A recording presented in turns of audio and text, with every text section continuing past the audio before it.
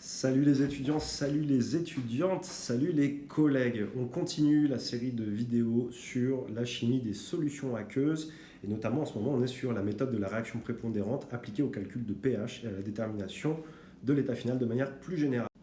Donc le cas qui nous préoccupe là, c'est le pH d'un diacide, une solution de diacide de l'acide sulfurique. Donc on va voir qu'il y a des subtilités dans ce calcul. C'est ce qui rend cet exemple très intéressant. Évidemment, il faut avoir vu les vidéos dans l'ordre et toujours, je le rappellerai jamais assez, cherchez l'exercice avant de regarder la correction. Vous ne progresserez pas en regardant des vidéos, que ce soit clair. Je le dis, il faut que je le dise autant de fois que nécessaire. Mais juste regarder des vidéos, ça ne vous rendra pas bon en chimie. Il faut bien sûr vous exercer. Voilà, si ces vidéos elles t'aident de manière générale, pense à mettre un pouce pour encourager mon travail, à mettre un petit commentaire et puis bien évidemment tu peux la partager, t'abonner à la chaîne. Allez, sur ce, pas plus de blabla, je corrige. Alors ici nous avons affaire à une solution d'acide sulfurique H2SO4, concentration en quantité de matière C égale 10-3 mol par litre. Première acidité est forte, ça veut dire que H2SO4 est totalement dissocié. La deuxième acidité a un pKa de 1,9. Donc déjà ce qu'on peut considérer comme la première acidité est forte. Première acidité forte, c'est que la dissociation de H2SO4 dans l'eau, donc qui est modélisée par l'équation de réaction suivante, est totale. Ce qui veut dire que si je veux faire un tableau d'avancement pour ceux qui en ont besoin, après pour les plus aguerris, je pense que c'est assez évident. Vous partez avec une concentration C ici. Pour l'eau, on a un excès et on partirait avec 0 et environ 0. Et donc, on arriverait à... si je considère la réaction totale, c'est-à-dire que l'acide sulfurique est totalement dissocié, ce qui va me donner une concentration C en HSO4-, une concentration C en H3O+. Et donc, je peux considérer que la solution initiale, c'est des ions HSO4- à la concentration C, des ions H3O+, à la concentration C, et puis évidemment le solvant de l'eau. Voilà, on pourrait être aussi, ça revient à la même chose de dire que la solution initiale c'est H2SO4 à la concentration C, et que ça c'est la première solution équivalente. Bref, ça ne change absolument rien, mais en tout cas, partant de là, je suis la méthode de la réaction prépondérante, et donc je vais faire un diagramme de prédominance, placer comme d'habitude les espèces présentes. Donc je vais commencer par les couples habituels, les couples du solvant, à savoir H3O+, H2O, et H2O, HO-. Et puis on a un pKa de 1,9 pour le couple HSO4-, SO4-. Je ne place pas le couple H2SO4, HSO4- parce qu'on a considéré que l'acidité était forte. Et donc, quelque part, on s'est déjà affranchi de ce couple-là. J'entoure les espèces présentes, donc tout d'abord, évidemment, le solvant. Et puis, comme on l'a dit, il y a les ions HSO4- et H3O+. Maintenant, il me suffit de repérer la réaction prépondérante, c'est-à-dire celle qui a la plus grande constante d'équilibre. Donc, c'est celle entre l'acide le plus fort, ici, ce sont les ions H3O+, et la base la plus forte. Ici, si vous regardez chaque fois les entités qui se trouvent à droite des couples, il n'y en a qu'une, c'est l'eau. Donc là, on tombe sur quelque chose d'un peu spécial, c'est que la réaction prépondérante, on voit directement, comme c'est les deux entités du même couple, que la constante, elle vaut 10 puissance 0 - 0, donc 10 puissance 0, donc 1. Donc c'est une RPE, réaction prépondérante équilibrée, avec une constante d'équilibre qui vaut 1. Et cette équation s'écrit H3O+, plus H2O donne H2O plus H3O+. Si bien que cette équation de réaction, on le voit, ne modifie pas les concentrations.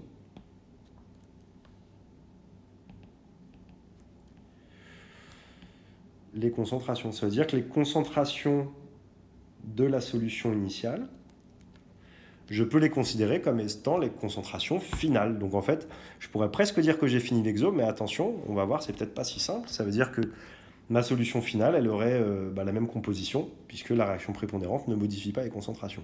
Et si je fais le calcul en considérant cela, pH c'est moins log de la concentration H3O+, qui ici vaudrait 10-3, ce qui nous ferait un pH de 3.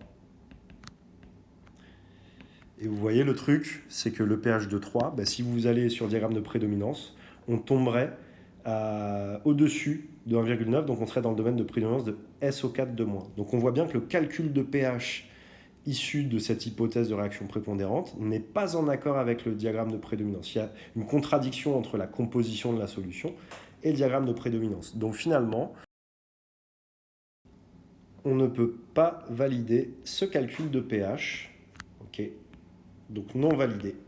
Alors qu'est-ce qu'il faut faire dans ce cas-là? En fait, déjà, il faut comprendre chimiquement ce qui s'est passé et appliquer la méthode. Mais la méthode, ça va être d'aller chercher la deuxième réaction prépondérante, donc celle entre l'acide le plus fort, par exemple, et la deuxième base la plus forte, mais il n'y a pas d'autre base, ou celle entre la base la plus forte et le deuxième acide le plus fort, HSO4-.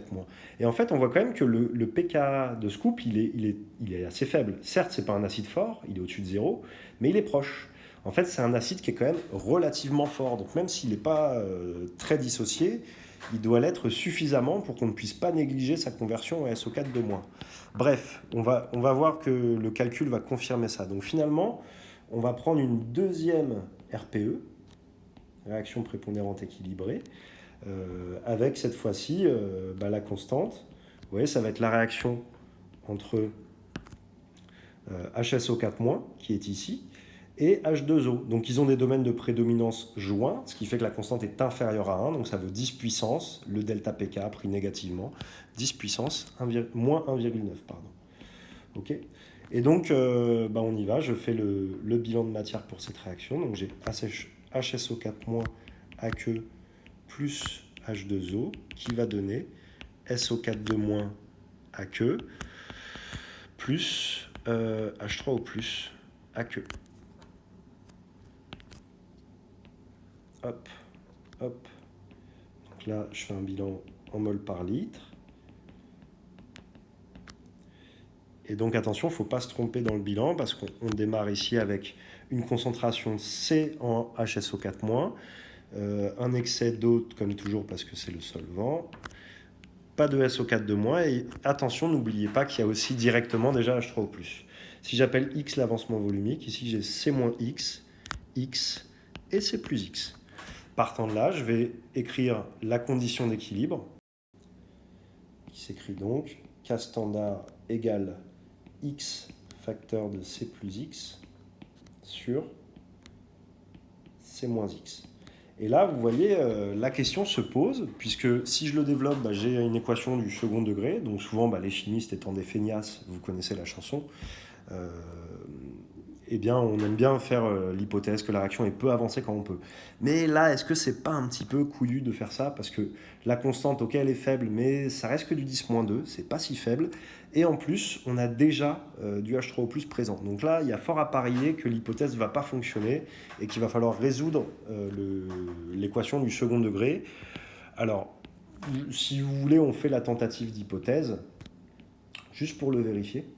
Vous pouvez vous amuser à le faire, mais je pense que là, on sait un peu qu'on va dans le mur.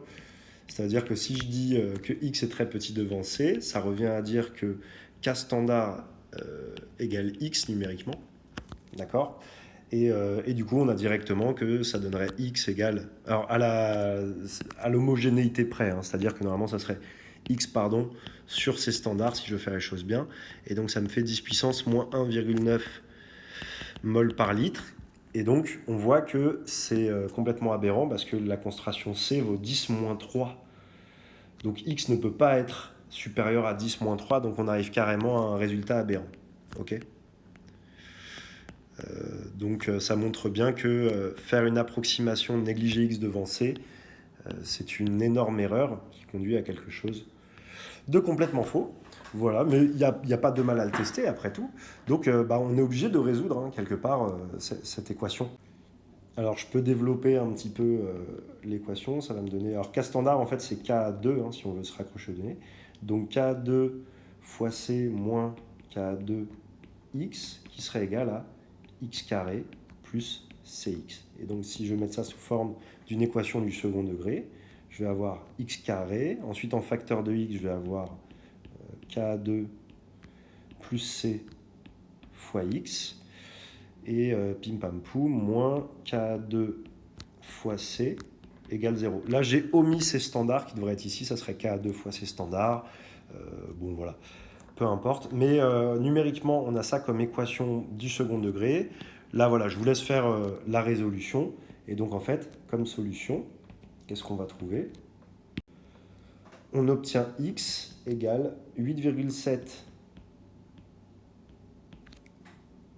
10 puissance moins 4 mol par litre. Et donc là, vous voyez que c'est cohérent, parce que x max égale c, donc 10 moins 3. Et là, on est à 8,7 10 moins 4, soit 0,87 10 moins 3. Bref, ça veut dire que, si vous voulez, HSO4- est dissocié à 87%. C'est ça que ça nous dit. Et donc, on voit bien que l'hypothèse faiblement dissociée, évidemment, elle ne peut pas fonctionner.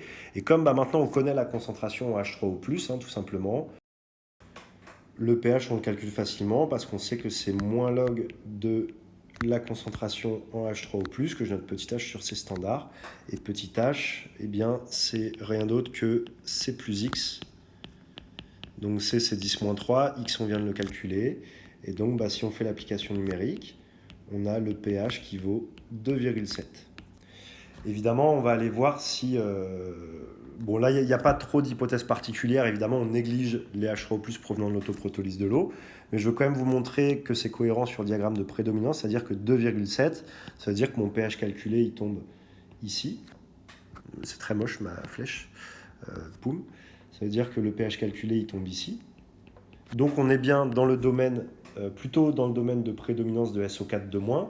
Ça veut dire que HSO4- est bien dissocié de manière importante, mais on n'est pas non plus à pKa plus 1, auquel cas il serait 10 fois, en quantité 10 fois plus grande que lui. Bref, c'est juste pour dire que ce qu'on voit sur le diagramme de prédominance concorde très bien avec le calcul de pH, donc on est content. Au passage, pour finir le calcul, vous avez une autre manière de faire, c'est que ici j'ai pris moins log de la concentration H3O+. Comme vous avez un acide et sa base conjuguée, vous pourriez aussi bien utiliser la relation d'Anderson et prendre le pKa de ce couple-là, plus log de x sur c moins x, vous arriveriez exactement au même résultat.